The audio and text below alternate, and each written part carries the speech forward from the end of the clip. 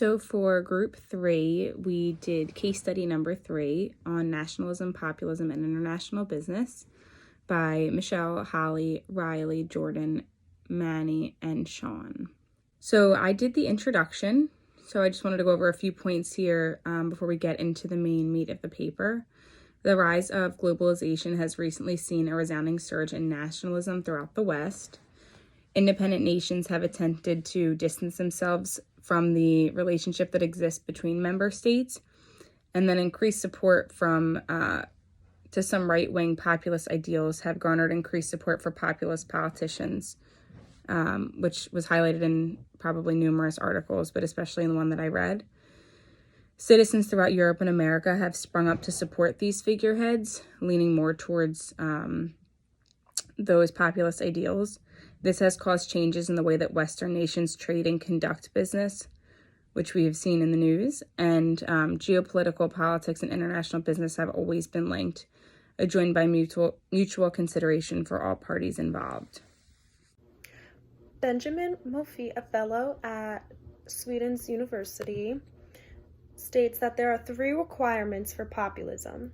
The first one is an appeal to the people against a despised elite, deliberate use of bad manners to shock the establishment and prove the politician's credentials as one of the people, the use or manufacture of a crisis to justify the call revolt. Populism is also known as the pure people, which is also known as the common folk, versus the elite of society, which is the wealthy and powerful. Populism has increased since President Donald Trump of the United States went to office. The unattractiveness of political controversy. Political controversy in a country can be very unattractive to other businesses in other countries.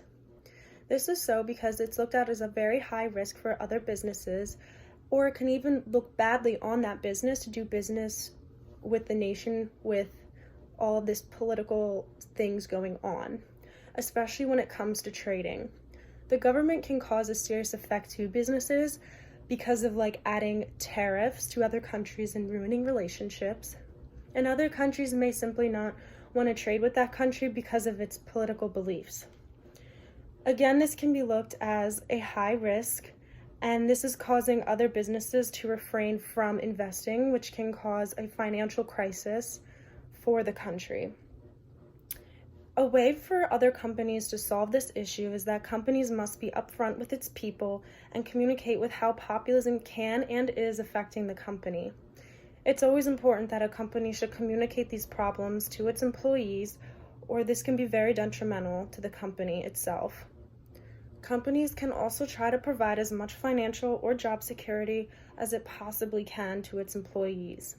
Businesses should make public statements about how this is affecting itself to bring awareness to America.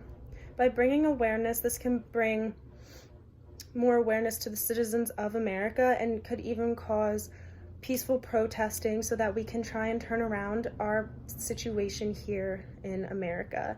And maybe other countries can then follow us as an example to better life and society for others. According to Goodwin in 2018, national populism is revolving around 4 very deep-rooted societal shifts, that being political distrust, destruction of culture, deprivation, and a de-alignment of voters and parties. These societal shifts have been so strong because of nationalism's negative tendencies like anti-immigration. It's no wonder we have people like Donald Trump for president and things like Brexit happening. However, we believe the 4 Ds can be used beneficially if turned into a positive, like promising to conserve your counterpart's culture while doing international business. Good afternoon. My name is Mandeep Singh, and I will be speaking on some of the global effects of populism. So to begin, the first topic of conversation I wanted to speak of is decreased sustainability.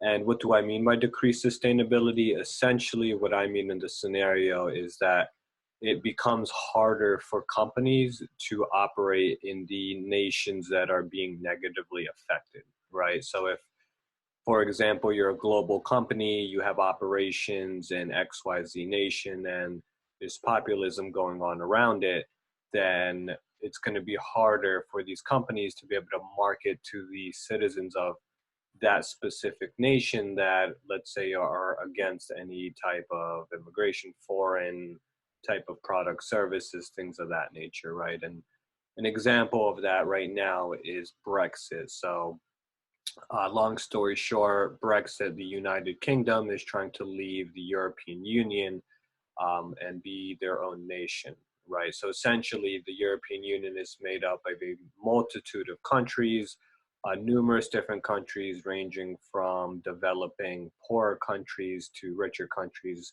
such as the United Kingdom itself. And one of the effects the United Kingdom leaving, if everything goes to fruition and it's passed for the United Kingdom to leave, is essentially the lack of funding or assets that some of these other poor countries might receive in aid. And what do I mean by that? In 2015 alone, the United Kingdom had basically not donated, but helped and gave about 17 billion to spread across countries to the European Union that may be struggling economically speaking. So in this instance, let's say you're a company in one of the nations outside of the United Kingdom, and United Kingdom is no longer sending funds out, and let's say the people, the citizens of these poor countries were the ones maybe receiving a portion of these funds, then it's going to be a lot harder for these global companies to remain sustainable in the sense of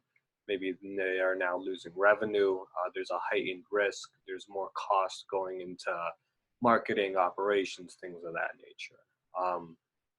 Another thing that companies are going to have to worry about that's going to play effect for them and their clientele or their markets that they're trying to penetrate is the increased wealth inequality. And that almost ties right back to the example that, the United Kingdom will be giving out less money to the poor countries. The poor countries may in fact become more poor unless they find some other way to stimulate the economy or aid from other countries. And the global companies that are operating within these nations are going to have to be able to combat that, right? Another global effect that this is having, and this is real time today, is, for example, the USA and China trade wars.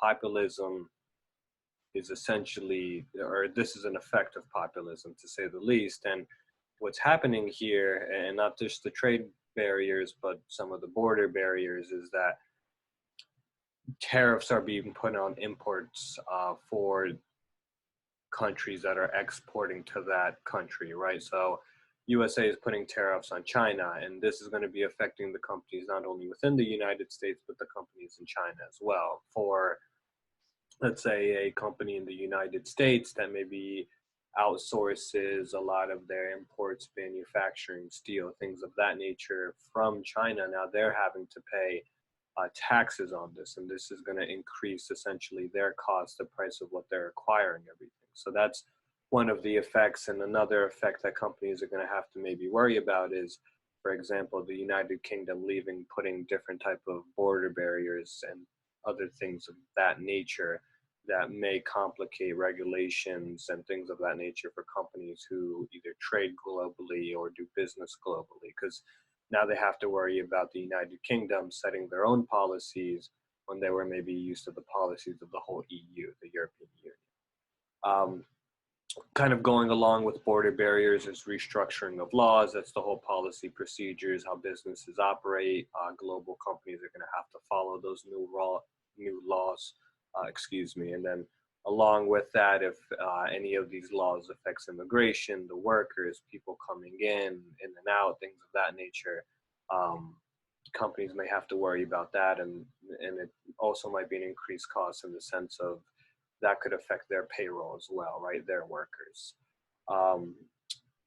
This is something maybe not the companies themselves, the global companies may need to worry about, but something that will affect their revenue is, like I said, the wealth inequality, but it's also going to reduce the quality of life for individuals. And how this might affect companies is if let's say a customer or client is going in between wants and needs, and they are struggling more than they were before, let's say in case of a recession or something of that nature to compare it to, that's less money that these companies are going to be able to make. So they have to tie into the all of the economic factors of how this is going to affect them essentially.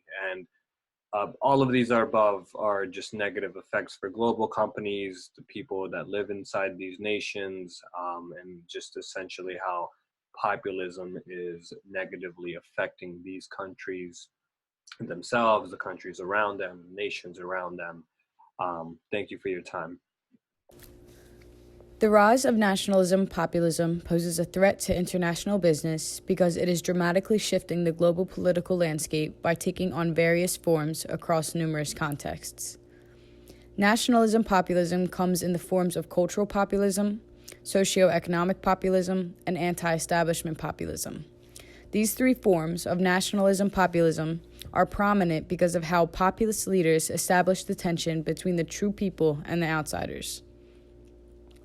Cultural populism tries to make a point of religious traditionalism, law and order, sovereignty, and painting an international capitalist system. The central element that distinguishes cultural populism from other forms of populism is its emphasis on race, ethnicity, religion, and identity. Socioeconomic populism declares that the true people are honest, hardworking advocates of the working class, and outsiders who are big businesses, capital owners, state elites, aren't.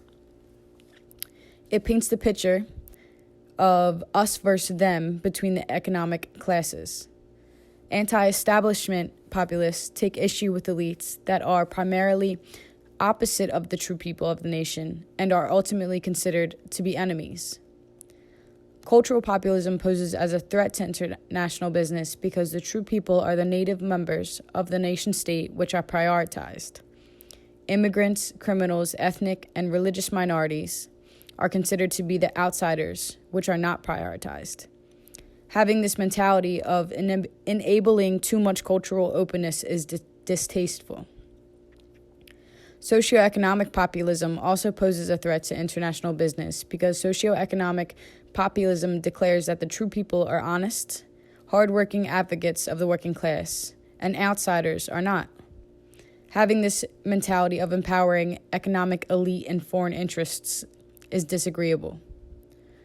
Anti-establishment populists take issue with elites that are the opposite of the true people of the nation and are ultimately considered to be the enemies.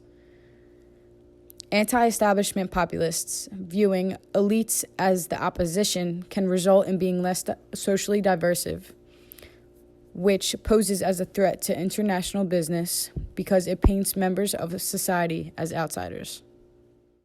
I'm going to be going over our recommendations for our team.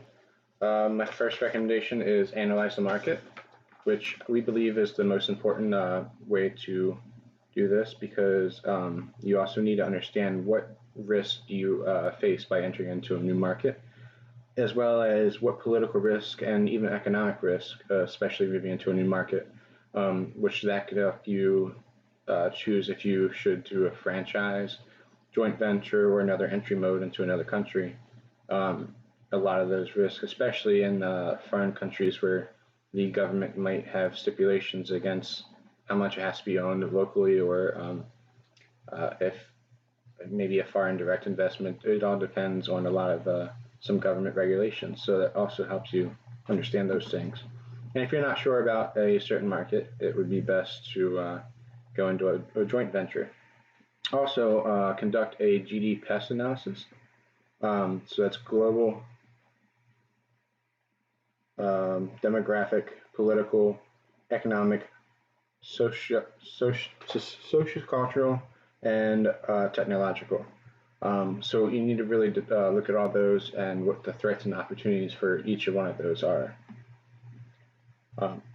Another option, which we don't believe is the best option, but we would say to form a coalition of market leaders that all understand what is like the best for the market, for the industry. However, another issue with that is it could possibly be influenced by the elites But we say if it's not actually a coalition of like CEOs and the C-suite and people who understand the market are in kind of a neutral position, so that way that it's not kind of biased towards a certain industry.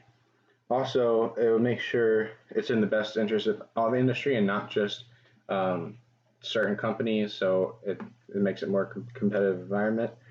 Um, and they also understand the market demands, so that way they know exactly what the market needs. And just like the steel industry, if it's a coalition of people that understand the steel industry, you understand that putting a 25% tariff on steel is not helping the U.S. industry because it's really inefficient for us to produce steel in the United States.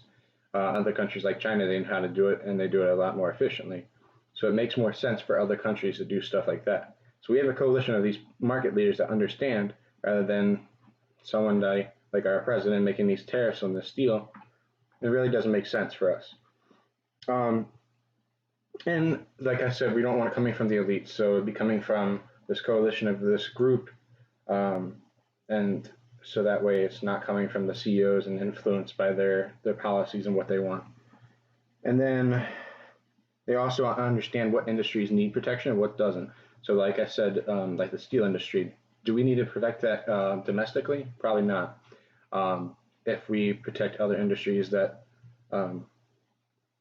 like technology, we have a big technology sector in the United States and tech startups, it would be more important to put laws and stuff into effect for those industries rather than like a steel industry. Thank you. In conclusion, we believe the best solution, as Sean has discussed, is to analyze the market as the best way to protect the company, and there is no conflicting interest. You must also understand what political and economic risk you face and conduct a GD pest analysis.